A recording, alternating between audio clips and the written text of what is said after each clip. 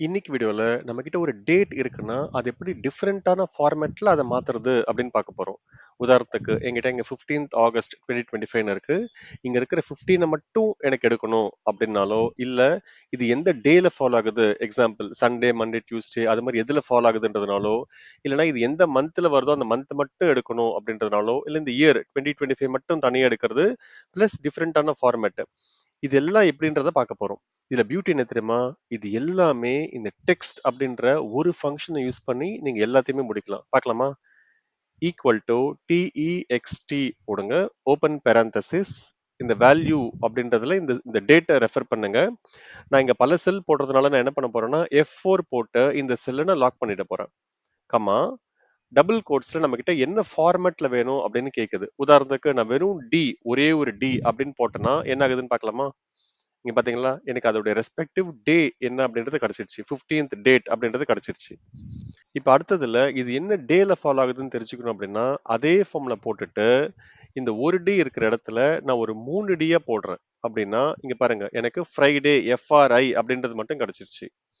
இதே எனக்கு ஃப்ரை வேணாம் எனக்கு ஃபுல்லுமே வேணும் அப்படின்னா இந்த 3 இருக்கிற இடத்துல ஒரு 4வது டியை ஒன்று ஆட் பண்ணி விட்டீங்கன்னா உங்களுக்கு ஃபுல்லுமே கிடைச்சிரும். ஃப்ரைடே அப்படின்றது கிடைச்சிரும். அடுத்த எக்ஸாம்பிள் இது எந்த மந்த்ல ஃபால் ஆகுதோ அந்த நம்பர் மட்டும் எனக்கு வேணும் அப்படின்னா நீங்க என்ன பண்ணலாம் ஒரே ஒரு எம்னு மட்டும் போடலாம். எம் ஃபார் மந்த் இல்லையா? ஸோ ஒன்னே ஒன்று போட்டீங்கன்னா அது எந்த மந்த்னு உங்களுக்கு தெரிஞ்சிடும். இதே எனக்கு வந்து ஆகஸ்ட் ஏயுஜி வேணும் அப்படின்னா அப்போ 3 லெட்டர்ஸ் இல்லையா? ஸோ எம்னு போட்டீங்கன்னா உங்களுக்கு ஏயுஜின்னு கிடைக்கும்.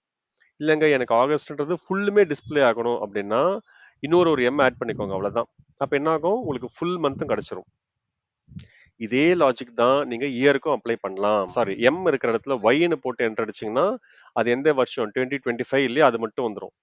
இல்ல எனக்கு எல்லாமே டிஸ்ப்ளே ஆகணும் அப்படின்னா ஒன்னு 3 ஒய்யோ இல்ல 4 ஒய்யோ உங்க இஷ்டம். எதை போட்டாலும் ஓகே தான். உங்களுக்கு 2025ன்றது வந்துடும். அடுத்த எக்ஸாம்பிள்ல இந்த ஃபார்மேட்ல எனக்கு வேணும். டிடி ஹைஃபன் எம்எம்னு வேணும் அப்படின்னா அப்ப இந்த இடத்துல போயிட்டு அதுக்கேத்த மாதிரி நீங்க அதை மாத்திக்கலாம்.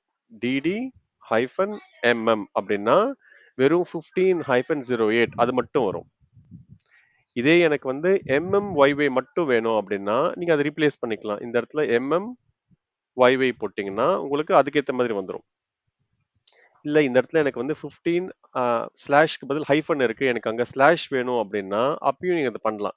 இந்த இடத்துல போயிட்டு DD slash MM slash YY அப்படி போட்டீங்கன்னா உங்களுக்கு என்ன அவுட்புட் வருது பாருங்க. 15/8/2025 இப்படி வந்துடும் உங்களுக்கு. அவ்வளவுதான்.